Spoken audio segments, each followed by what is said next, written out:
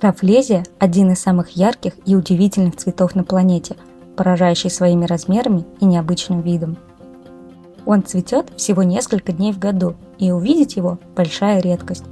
Чтобы посмотреть этот гигантский цветок, мы отправились на экскурсию в джунгли острова Борнео, а именно в национальный парк Кинабалу.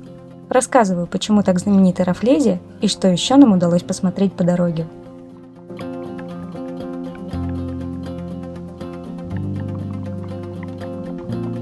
Первая остановка – смотровая площадка в небольшом поселке Кинабалу. Отсюда открывается вид на гору Кинабалу, четвертую по высоте гору в Юго-Восточной Азии. Ее высота чуть больше 4000 метров, и она входит в список всемирного наследия ЮНЕСКО. Малайцы очень гордятся этой горой. Ее изображение можно встретить на купюрах местной валюты, флаге штата Сабах, и именно в ее честь назван город Кота-Кинабалу, столица штата Сабах и административный центр туристов. В поселке есть несколько небольших кафе и магазинов, а на территории смотровой площадки – лавочки и беседки, так что здесь можно позавтракать на свежем воздухе, любуясь отличным видом на гору. Зачастую туристы приезжают сюда, чтобы совершить восхождение на Кинабалу, но мы посмотрели на нее со стороны и отправились дальше.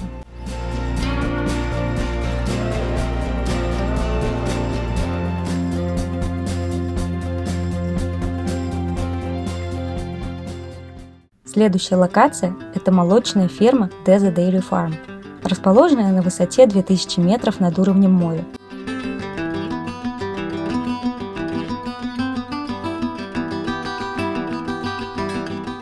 Ферма напоминает альпийскую деревню, зеленые пастбища, пасущиеся черно-белые коровы и гора Кинабалу на горизонте. Из-за высокогорного расположения здесь довольно свежо, и стоит взять с собой теплую кофту.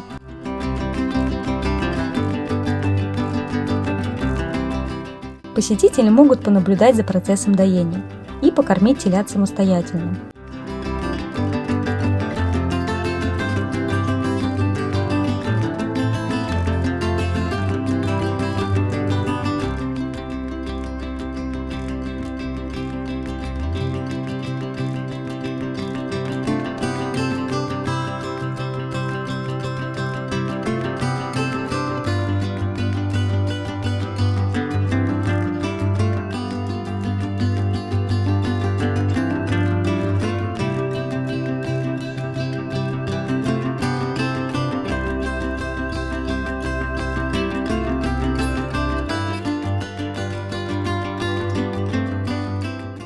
Также на территории фермы работает магазин, где можно попробовать и купить свежие йогурты, сыры и мороженое, приготовленные прямо на ферме.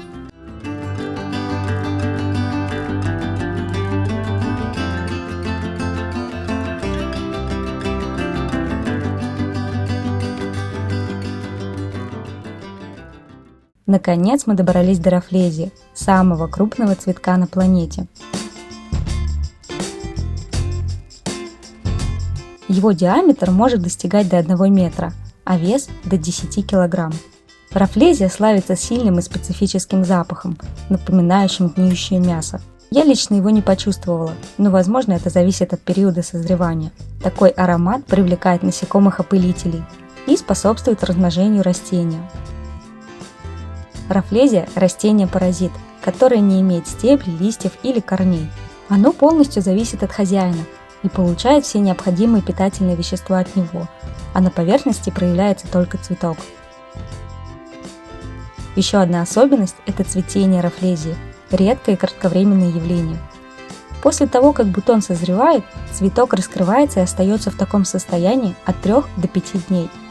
После этого он начинает быстро увядать. Цветение растения происходит примерно раз в год, и его трудно предсказать, так как оно зависит от многих факторов – солнца, дождя, насекомых и так далее. Когда местные жители находят новый цветок, его тут же ограждают и начинают звать туристов, собирая, естественно, дань за просмотры. Часто такая деятельность ведется нелегально, но в нашем случае фермер регистрировал всех посетителей, фиксировал доход и отчитывался в соответствующие органы. Рафлезия является символом природного наследия, но, к сожалению, находится под угрозой исчезновения. В связи с этим предпринимаются меры по охране рафлезии, включая создание заповедников и программ по защите ее среды обитания.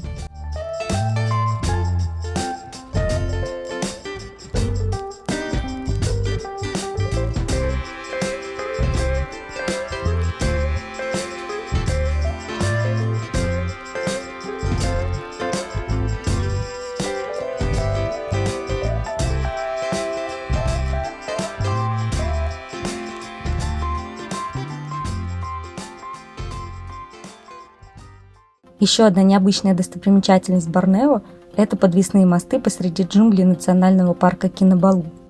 Они расположены на высоте 40 метров над землей и представляют собой узкую тропу, подвешенную на канаты и огороженную по бокам сеткой.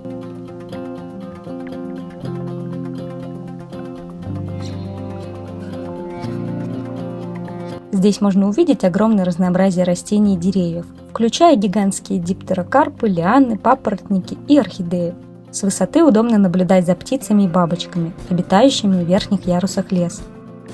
Вся прогулка по подвесным мостикам занимает около 30-40 минут и подходит для туристов всех возрастов. Мосты хорошо закреплены и регулярно обслуживаются, обеспечивая безопасность для всех посетителей. Однако стоит надеть удобную обувь и быть готовыми к тому, что во время прогулки мосты немного качаются.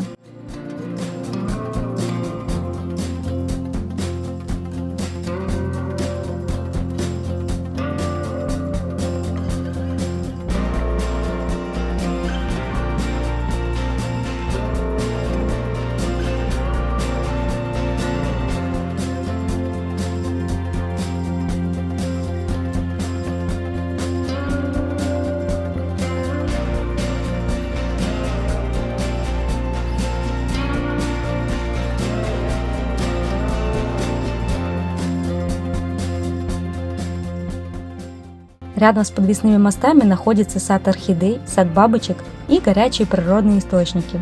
Температура воды в бассейнах варьируется от 37 до 45 градусов Цельсия. У нас практически не оставалось времени для купания, но мы успели помочить ножки, снять напряжение и расслабить мышцы после прогулки по джунглям. На территории есть как общественные, так и частные купальные зоны. Чтобы избежать большого скопления людей, лучше приезжать рано утром.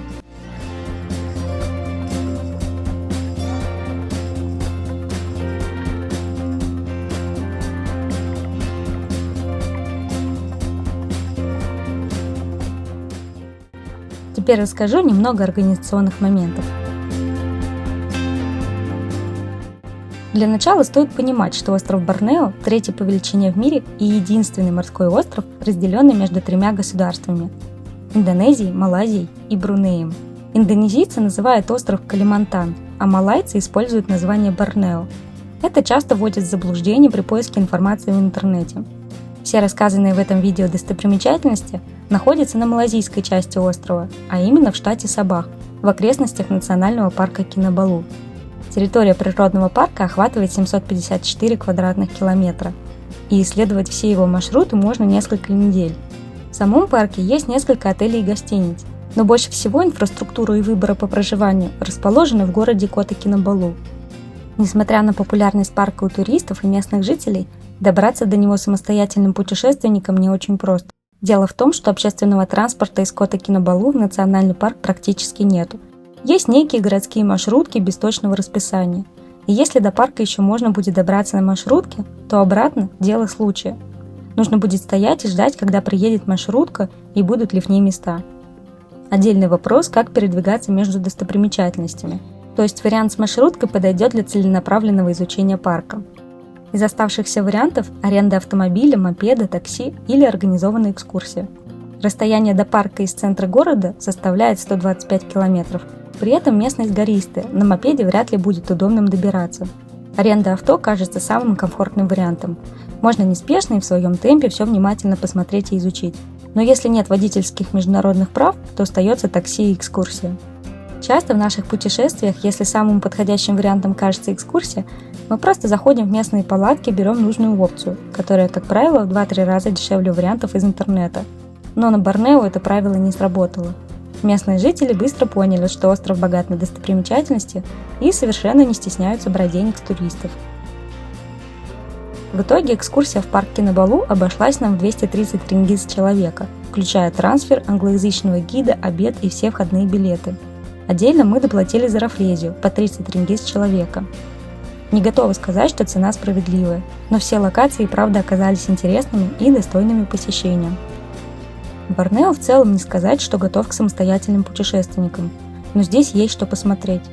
В следующих выпусках расскажу про пляжный отдых на острове и эндемиков Борнео – обезьян-носачей.